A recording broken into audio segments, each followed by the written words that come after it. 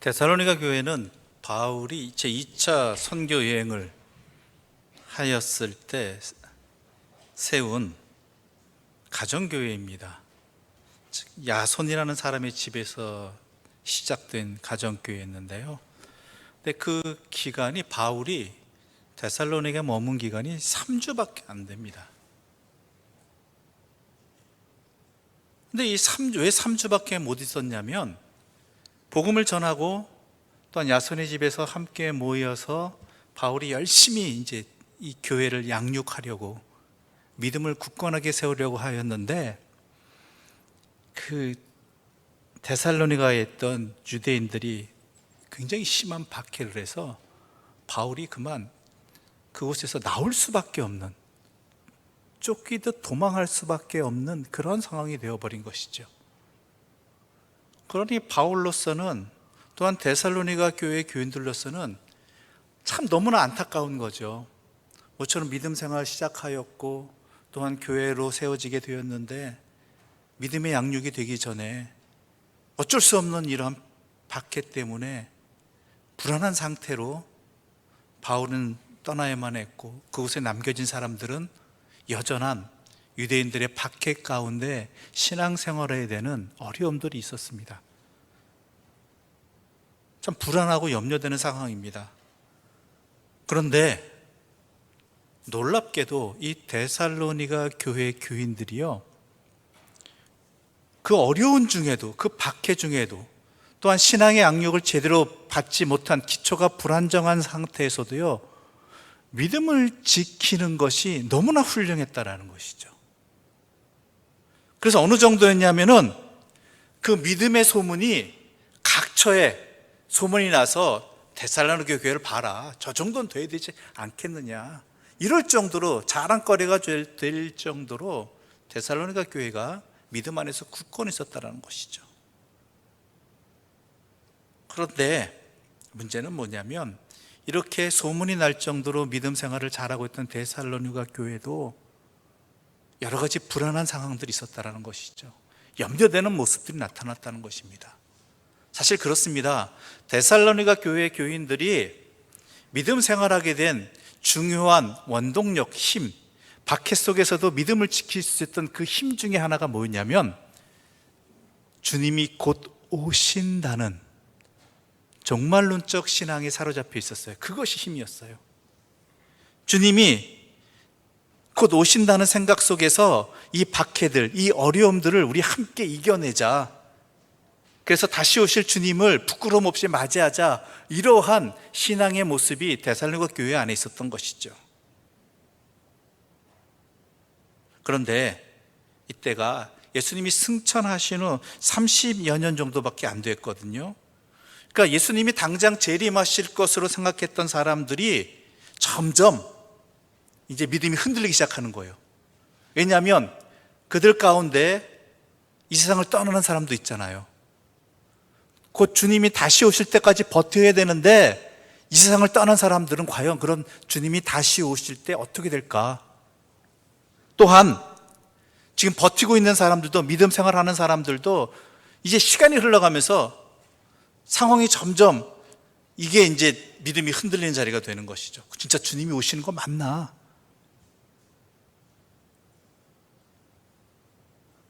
만약에 오신다면 도대체 언제 오시는 것일까? 이러한 것들 속에서 믿음이 흔들리기 시작했다는 것입니다. 그래서 데살로니가 교회 교인들이 바울에게 물었습니다. 도대체 예수님은 언제 오십니까? 그 때와 시기가 언제입니까? 라고 물어봤다라는 것이죠. 그 주님이 언제 오시는지 대략적으로도 알면 우리가 다시 한번 마음을 추스리고 이 어려움도 극복해내고 또한 다시 오실 주님을 부끄럼 없이 맞이할 수 있을 것 같습니다. 도대체 언제 오십니까? 그때 바울이 이렇게 응답하고 있는 것입니다. 1절부터 3절까지의 말씀 우리 함께 읽어볼까요? 1절부터 3절까지 말씀입니다. 함께 읽겠습니다. 형제들아, 때와 시기에 관하여는 너희에게 쓸 것이 없음은 주의 날이 밤에 도둑같이 이룰 줄을 너희 자신이 자세히 알기 때문이라. 그들이 평안하다 안전하다 할 그때에 임신한 여자에게 해산의 고통이 이름과 같이 멸망이 갑자기 그들에게 이르리니 결코 피하지 못하리라. 아멘. 바울이 말하는 바는 이와 같습니다. 주님은 분명히 오신다. 반드시 오신다. 그런데 그 날을, 그 시기, 때를 아는 것은 우리가 할 수 있는 일 아니다. 그 날은 누구도 예상하지 않은 날에 갑자기 임하게 될 것이다. 그런데 여러분, 바울이 이렇게 말한 이유가 있습니다. 그것이 뭐냐면 주님이 언제 오실지 때와 시기를 아는 것이 우리에게 중요한 것 아니다라는 것이죠. 사실 그렇지 않습니까? 주님의 재림에 대해서, 종말에 대해서 때와 시기를 이야기하는 많은 이단들이 있었습니다. 여러분들이 겪으신 대표적인 우리나라 이단도 이장님의 다미선교회라든지, 또한 우리들 주변에 아직도 있는 여호와 증인이라든지, 이러한 날짜에 관해서, 재림의 시기에 관해서 잘못된 가르침을 전하는 사람들이 있지요. 근데 이 사람들이 문제가 뭐냐면 잘못된 신앙이 우리로 하여금 그 때와 시기에 집중하는, 그것에 몰두하게 하는 것들이 우리의 지금 현실을 제대로 살아가지 못하게 한다는 것이죠. 지금 나에게 주어진 삶의 자리를 제대로 감당하지 못하게 한다는 것입니다. 그렇잖아요.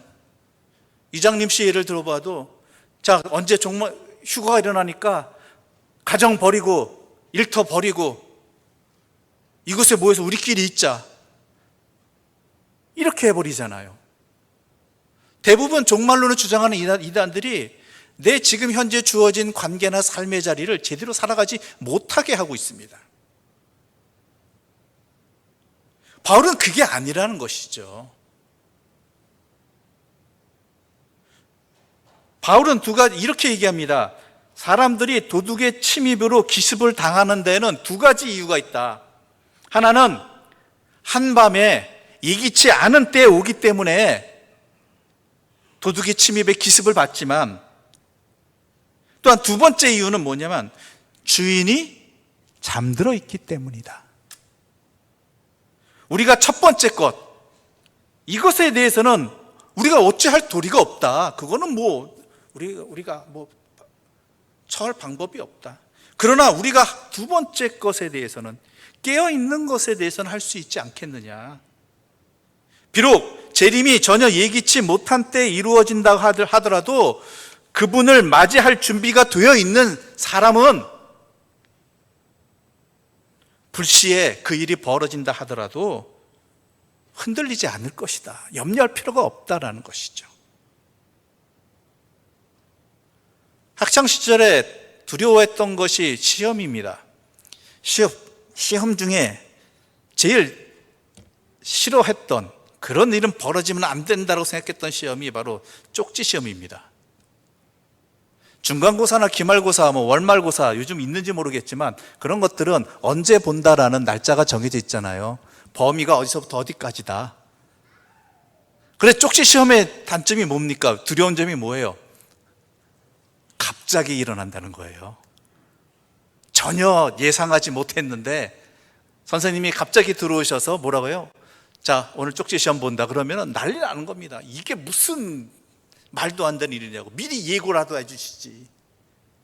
갑자기 이러는 게 어딨냐고. 막 난리가 납니다. 근데 그런 가운데도 평안한 사람들이 있어요. 그런 소동에 휩쓸리지 않는 사람들이 있어요. 그 사람들은 두 부류입니다. 한 부류는 뭐냐면 시험하고 나간 상관없는 일이 하는 사람들.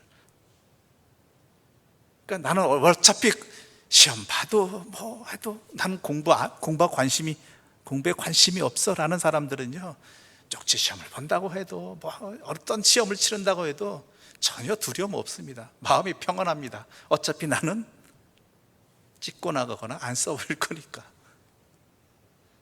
또 한 부류가 있죠. 어떤 사람들이죠?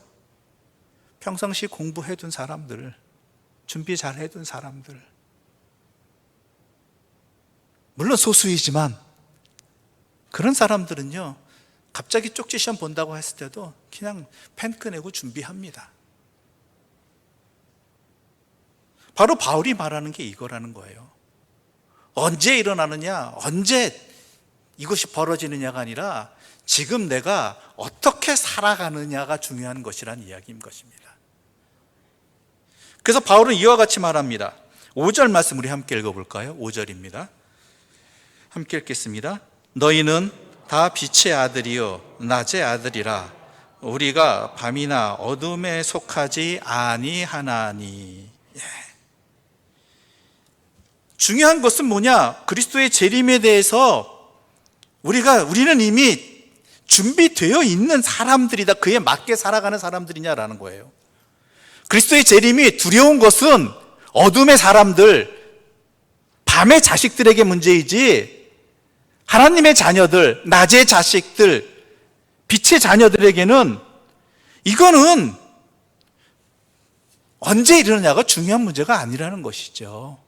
중요한 것은 내가 빛의 자녀답게 살고 있느냐, 낮의 아들들, 딸들답게 살고 있느냐, 내가 지금 그렇게 살고 있느냐가 중요하다라는 것이죠. 우리는 구약의 요셉을 잘 알고 있습니다. 요셉만큼 인생의 굴곡이 심한 사람 참 드뭅니다.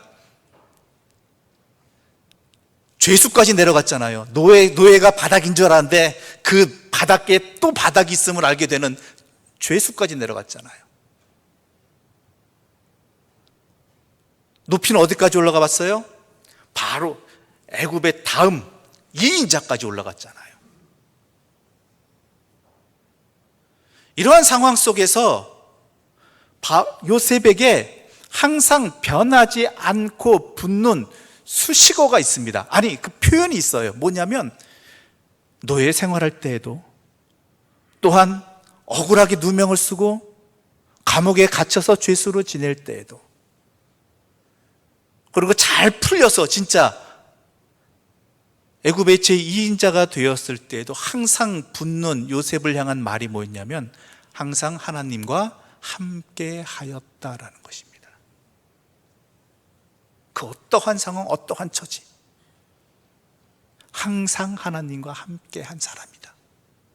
여호와께서 그와 함께 하셨더라.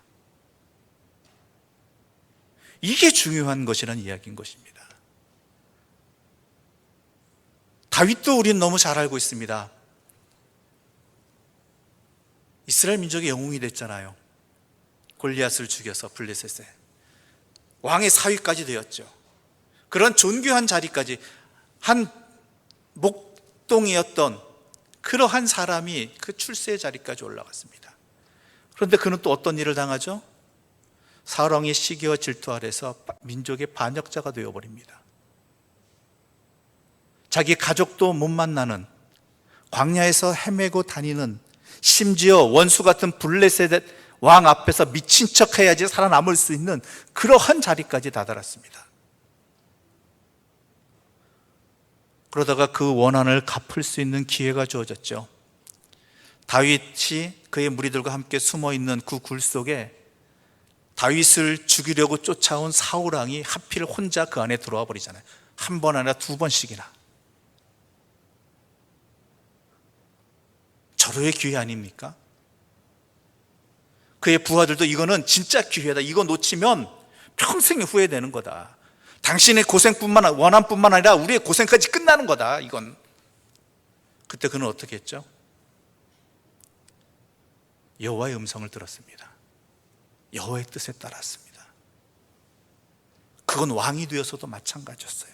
물론 실수한 적도 있었지만 항상 그 어떤 상황에서도 하나님께 귀를 기울이면서 그의 길을 나아갔다라는 것이죠.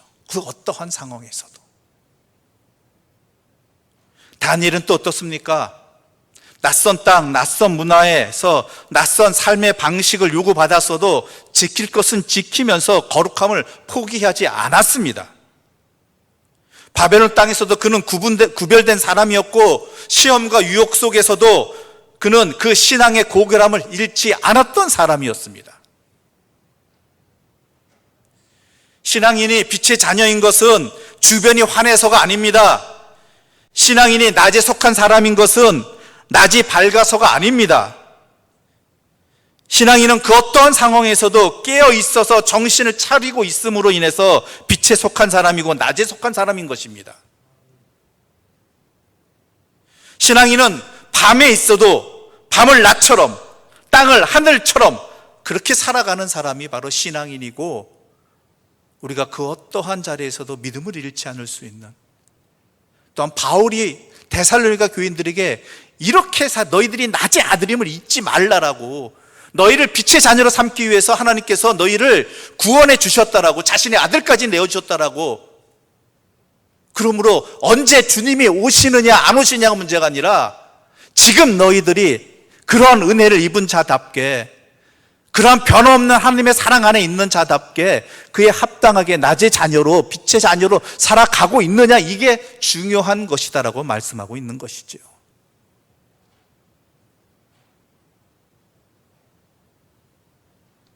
어두운 밤이어도, 다들 자거나 취해 있어도, 그런 시간마저도, 그런 사람들 속에서도 신앙인은 신앙인으로서 살아가는 것입니다. 죽음을 앞두고도 기도하는 사람은 기도하고 찬송하는 사람은 찬송합니다.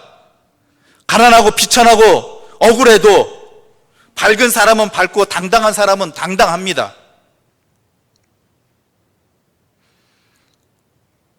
그래서 바울은 또한 이와 같이 말하고 있는 것이죠. 6절부터 8절의 말씀 우리 함께 읽어보겠습니다. 6절부터 8절입니다.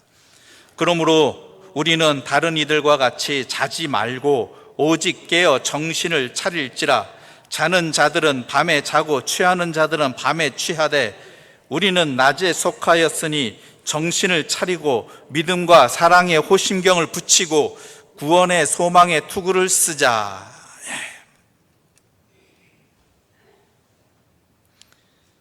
같은 세상 살아가지만 다른 사람들처럼 잠들지 말라라고 이야기합니다. 같은 세상 살아가지만 다른 사람들과는 다르게 깨어서 정신을 차리라고 합니다.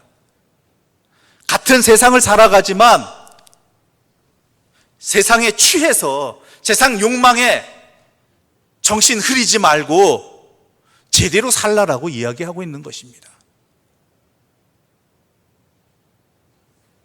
세상이 그래서, 남들이 그래서, 다들 그래서 하는 식으로 살아가지 말라는 것입니다. 왜냐하면 이 어둠 속에 있다 할지라도 우리는 낮의 자녀이고 빛의 자녀이고, 세상에 살아가도 우리는 하나님의 자녀라는 것은 변함없는 사실이기 때문입니다. 물론 우리는 그에 합당하지 못할 때가 많이 있습니다. 우리는 그 구원의 은혜를 입었고 하나님의 자녀가 되는 그 은총을 입었음에도 불구하고 우리는 그렇게 살아가지 못할 때가 많이 있습니다.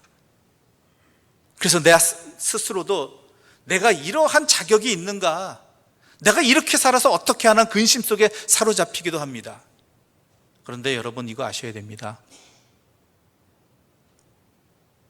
우리 하나님은요, 우리가 그러할지라도요, 우리를 자녀 삼으신 것을, 우리와 함께 하시는 것을 떠나지 아니하신다는 것, 우리를 내치지 아니하신다는 것. 왜요? 자신의 아들을 내어주시면서까지 우리를 구원해 주신 분인데, 그 가치를 치르신 분인데, 우리의 연약함 때문에, 때로는 불순종 때문에, 우리의 합당하지 못함 때문에 우리를 쉽게 버리지 않으신다는 것이죠.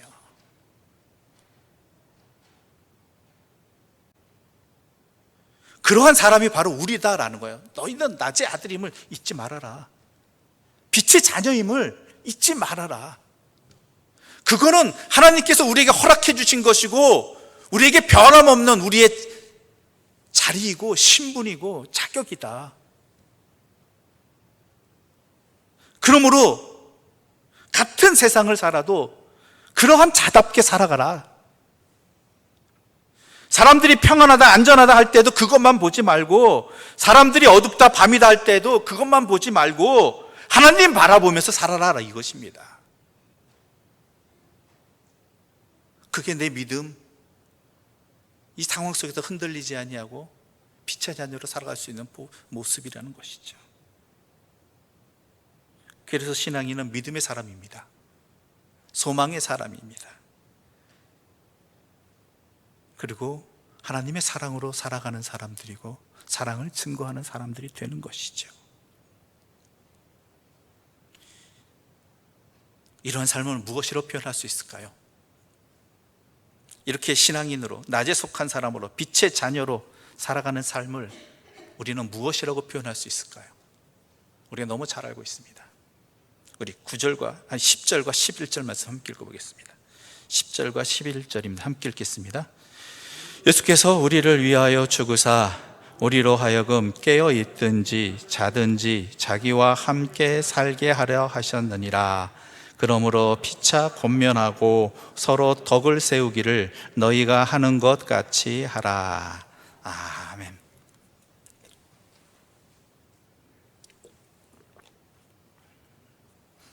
이러한 삶은요, 빛의 자녀로서, 낮의 자녀로서, 신앙인으로서 사는 삶을 우리 너무 잘 알고 있는 단어 한 단어로 말할 수 있습니다. 영생입니다. 영생. 우리는 영생이라고 하면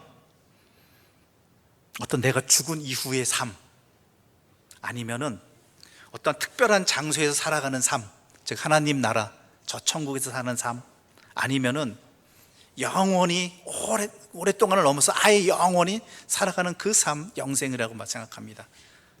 근데 그것도 맞지만 더 중요한 본질이 있어요. 그것이 뭐냐면 하나님과의 관계가 회복되어서 하나님과 영원히 교제하는 기쁨의 충만함 가운데 살아가는 삶이에요. 오늘 10절이 이렇게 얘기하고 있잖아요. 예수께서 우리를 위하여 죽으사 우리로 하여금 깨어있든지 자든지, 뭐예요 이건? 살든지 죽든지, 이 땅을 살아가든지 아니면 이 땅을 떠나가든지 언제든지 누구와 함께 살게 하는 것? 자기, 예수님, 하나님과 함께 살아가는 것, 이게 영생이에요. 이게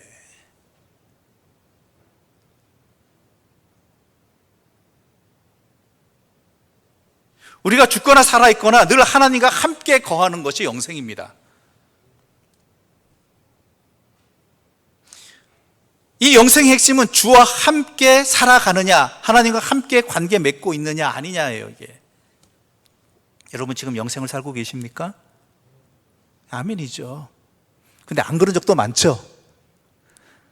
그럴 때도 있지만 하나님과 상관없이 살아가는 순간들도, 순간이 아니죠.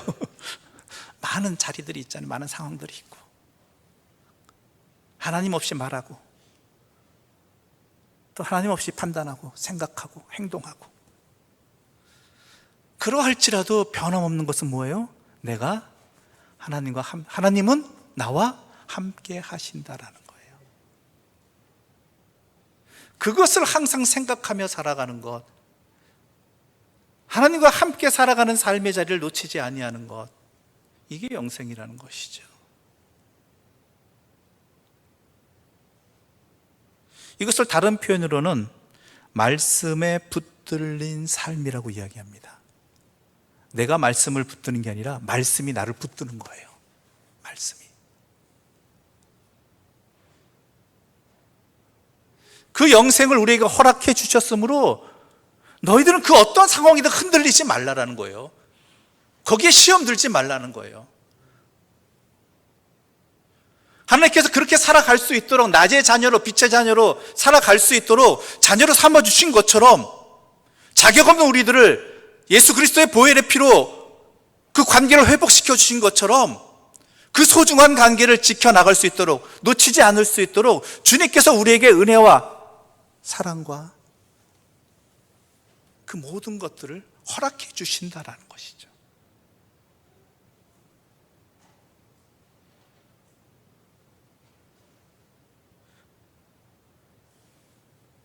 그러면서 말합니다. 너희들 하나님의 낮의 자녀, 빛의 자녀들께 살아가는 또 다른 모습이 무엇이냐? 신앙 공동체답게 살아가는 것이라는 이야기입니다. 무슨 얘기냐? 근데 이게 낮의 자녀, 빛의 자녀로 살아가는 게 혼자 힘들어요. 너무나 어려워요. 사실 그래서 우리를 신앙 공동체로 묶어주신 거예요. 혼자 신앙생활하면 잘할 것 같죠?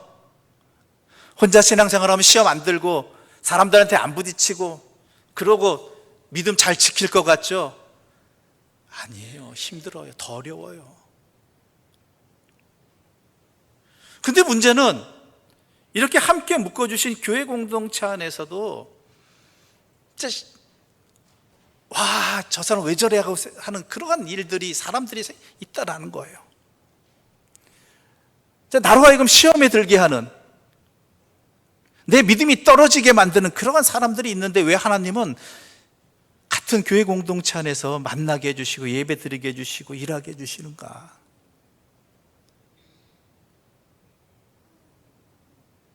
그런데 여러분 이거 아셔야 돼요. 내가 그 사람을 그렇게 보는 경우도 있지만 다른 사람도 나를 그렇게 봐요. 똑같아요. 나는 더 나은 것 같죠? 무슨 말 하실지 아시죠? 독인 객인이에요.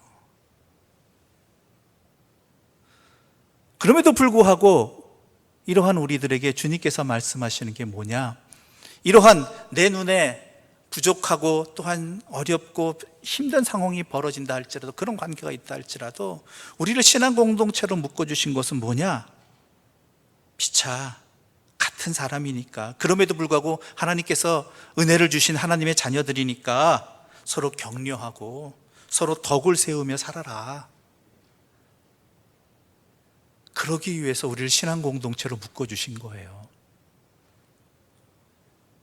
이 안에서 서로 격려하고 위로하고 또한 덕을 세워주고 사랑으로 나눌 수 있는 사람이요, 밖에 나가서도 그 일을 감당할 수 있는 거예요.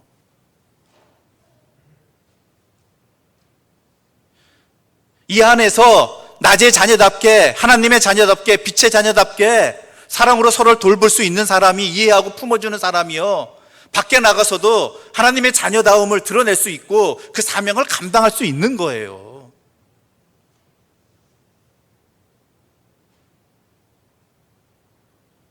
여기서 못하는데 밖에 나가서 한다고요? 아니에요. 하나님께서 우리를 묶어주신 거, 이 안에서 그렇게 할 수 있도록 우리를 훈련의 장으로 묶어주신 거예요. 그 사명을 감당하느냐라는 것이죠. 그 어떤 상황에서도 흔들리지 않을 수 있도록 이곳에서 훈련하라는 거예요. 제대로 하나님의 자녀답게 살아갈 수 있도록, 반응할 수 있도록 서로 위로하고 격려하고 아끼고 돌보라는 거예요. 그런 사람이 밖에 나가서 다른 사람 만날 때, 믿지 않는 사람들 만날 때 하나님의 자녀다움을, 빛의 자녀임을, 어두운 세상 속에 살아가는 사람들에게, 세상의 욕망에 취해 있는 사람들에게 참된 인생의 모습은 이런 것이다, 삶은 이런 것이다, 우리는 그렇게 창조되었다를 증거할 수 있는 것이죠.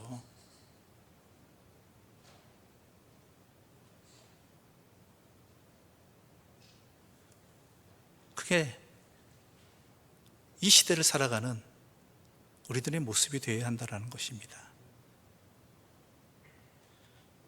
코로나 상황이 오래되면서 참 많은 일들을 겪습니다. 사람들의 마음이 이랬다 저랬다 하는 모습들을 많이 보게 됩니다. 상황에 따라 바뀌는, 너무나 자주 바뀌는, 쉽게 바뀌는 그러한 상황들을 보게 됩니다. 하지만요, 그리스도인은 그때도 그리스도인으로, 지금도 그리스도인으로, 앞으로도 그리스도인으로서 살아야 하는 사람들입니다. 어디에 데려다 놓아도 신앙인은 신앙인입니다. 어떠한 형편에 처해도 신앙인은 신앙인인 것입니다. 그러므로 우리가 이제는 영생의 삶을 살아가는 하나님의 자녀다움을 항상 잃지 않기 위해서 주님의 손 꼭 붙잡고 나아가는 믿음의 사람들 되시기를 바랍니다. 하나님을 믿으시지요? 그 믿음 더욱 굳건히 하시기 바랍니다. 하나님께 기도하는 자리 항상 놓치지 말기를 바랍니다. 상황이 이럴까 저럴까 염려하기 이전에 먼저 항상 하나님과의 관계를 놓치지 않는 그러한 믿음의 사람들이 되기를 바랍니다. 그래서 말과 행실도 다르게 하고 가치와 목적도 구별되게 살고 사랑을 실천하며 자기의 의로 살아가지 아니하고 하나님의 의로 살아가고 탐욕과 불의의 시대를 살아도 증오와 차별의 시대를 살아가도 우상과 불신의 시대에 있다 할지라도 공포와 불안의 시대를 살아도 신앙은 신앙인으로서 살아가는 예수 그리스도를 더욱 사랑하고 따르고 닮아가는 하나님의 자녀, 낮의 자녀, 빛의 자녀들이 되기를 바랍니다. 우리 힘만으로 되지 않습니다. 아니, 불가능합니다. 우리가 그렇게 살아갈 수 있도록 하나님께서 항상 우리와 함께 해주시고 우리에게 은혜를 주시고 우리의 소망이 되어 주십니다. 그 하나님 바라보면서 하나님이 나와 함께 하시기에 그 은혜로 말미암아 내가 하나님의 자녀가 되었기에 두려워하지도 무력해지지도 말고 거룩함을 지켜내는 세상과는 다른 삶을 살아가는 하나님의 사람들 되시기를 간절히 소망합니다. 기도드리겠습니다. 하나님 아버지, 감사합니다. 우리는 하나님의 은혜를 입어 하나님의 자녀가 되었습니다. 너무나 감사합니다. 그런데 우리의 삶의 자리는 세상 사람들과 다를 바 없습니다. 상황에 흔들리고 여건의 두려움에 사로잡히고 또한 세상의 욕망에 취해서 하나님의 자녀다운, 빛의 자녀다운, 낮의 자녀다운 삶을 살아가지 못하였습니다. 그런데 그럼에도 불구하고 우리 하나님께서는 변함없이 너는 나의 자녀라고, 내가 너와 항상 함께 있다라고, 내가 너를 지켜준다라고 말씀해 주시고 동행해 주시니 감사합니다. 이제 밤과 같은 현실, 어둠 속에 우리가 현실에 처했다 할지라도 이 주님 바라보고 이 주님의 은혜를 힘입어서 상황에 흔들리지 아니하는 하나님의 자녀다운, 빛의 사람다운, 낮의 사람다운 그러한 신앙인으로서의 삶을 살아가게 하여 주시옵소서. 우리의 그러한 삶을 통해서 우리와 관계 맺는 모든 사람들이 또한 이 땅을 어떻게 살아가야 될지를 발견하는 그러한 열쇠가 되게 해주시고 그렇게 살아갈 수 있도록 우리를 이끌어 주시는 그 하나님을 깨닫게 함을 통해서 그들도 하나님과 함께함으로 참된 빛의 자녀, 하나님의 피조물로서의 삶을 살아가도록 인도하여 주시옵소서. 내가 그런 일에 쓰임이 되기 위하여 먼저 주님과 동행하는 영생을 살게 해주시고 그 기쁨에 충만하게 하여 주시옵소서. 예수님의 이름으로 기도드립니다. 아멘.